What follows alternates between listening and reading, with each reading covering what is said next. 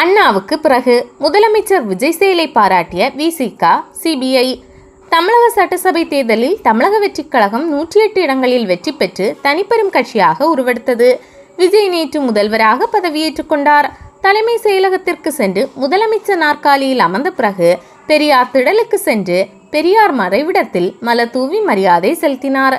இன்று சட்டசபையில் வெற்றி பெற்றவர்கள் முறையாக சட்டமன்ற உறுப்பினர்களாக பதவியேற்றனர். இதனைத் தொடர்ந்து முன்னாள் முதல்வர் மு.க. ஸ்டாலின் மற்றும் பிற கட்சிகளின் தலைவர்களை மரியாதை நிமித்தமாக முதலமைச்சர் விஜய் சந்தித்தார்.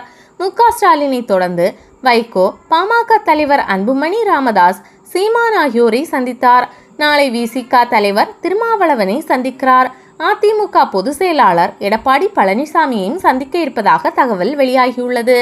1967 தேர்தலில் அண்ணா தலைமையிலான திமுக வெற்றி பெற்றது. அறிஞர் அண்ணா முதல்வராக பதவியேற்றார். இந்த நேரத்தில் காமராஜர் தோற்கடிக்கப்பட்டார். அண்ணா முதல்வராக பதவியேற்றதும் காமராஜர் உள்ளிட்ட மூத்த தலைவர்களை மரியாதை நிமித்தமாக சந்தித்தார்.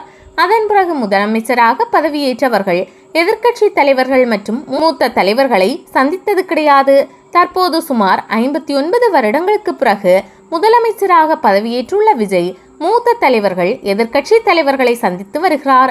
விஜயின் இந்த செயலை விசிக, இந்திய கம்யூனிஸ்ட் பாராட்டியுள்ளது.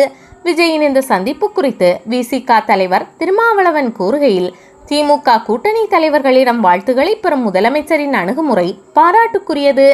அரசியல் நாகரீகத்தின் முதிர்ச்சிக்கு அடையாளம் என பாராட்டியுள்ளார். மேலும் ஆறு தழுவி வரவேற்ற மு.க. ஸ்டாலின் உதயநிதி ஸ்டாலினுக்கு மனம் நிறைந்த பாராட்டுக்கள் எனவும் குறிப்பிட்டுள்ளார். அரசியல் பண்பாட்டை துவக்கி வைத்துள்ள முதலமைச்சர் விஜய்க்கு வாழ்த்துக்கள்.